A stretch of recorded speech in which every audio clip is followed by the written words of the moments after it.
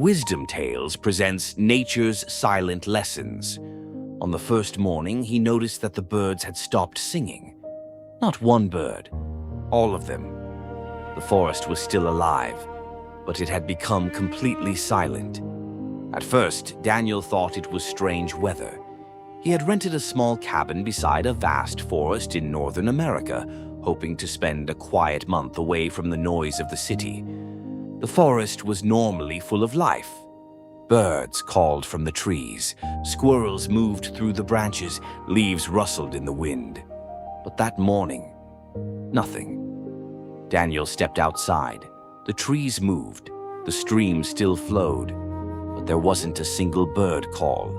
He walked into the forest. The deeper he went, the quieter it became. Then he heard something, a branch snapping behind him. Daniel turned. Nothing. He continued walking. Another branch snapped, this time closer. He turned again. Still nothing. Then he noticed something that made his stomach tighten. There were no animal tracks, not deer, not rabbits, not even squirrels. It was as if every living creature had suddenly abandoned that part of the forest. Daniel went back to the cabin. That night he locked the door. The next morning, the birds were still silent, but now something else had changed. The stream behind the cabin had stopped flowing. Daniel walked toward it. The water was there, but completely motionless. No ripples, no insects touching its surface. Nothing. Then he saw a deer standing on the opposite bank. It wasn't drinking, it wasn't moving, it was simply staring into the forest. Daniel called softly. The deer didn't react.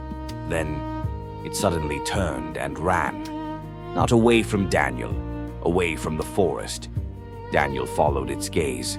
At first he saw nothing. Then, between two trees, he noticed a dark shape. It looked like a person standing far away. Daniel blinked. The shape was gone. That evening, Daniel decided to leave.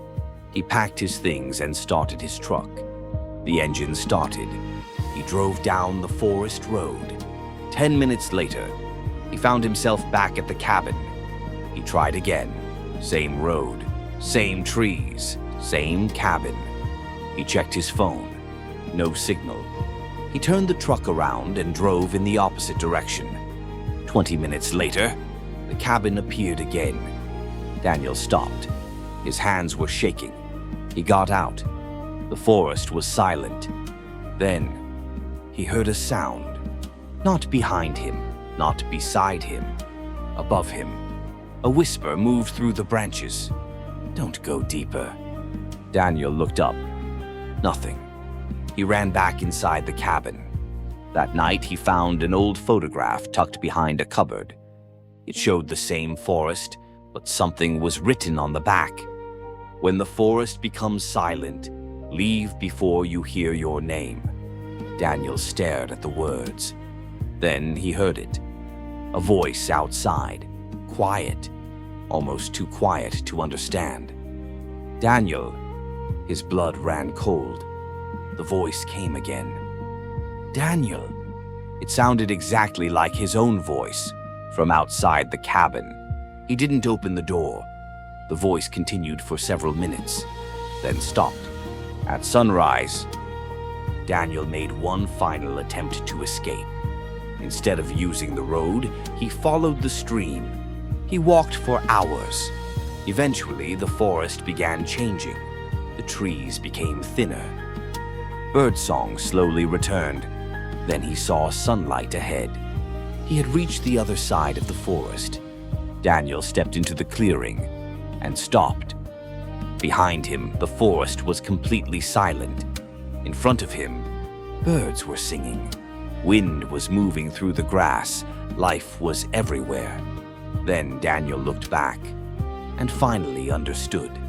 The silence had not been following him. It had been marking a boundary.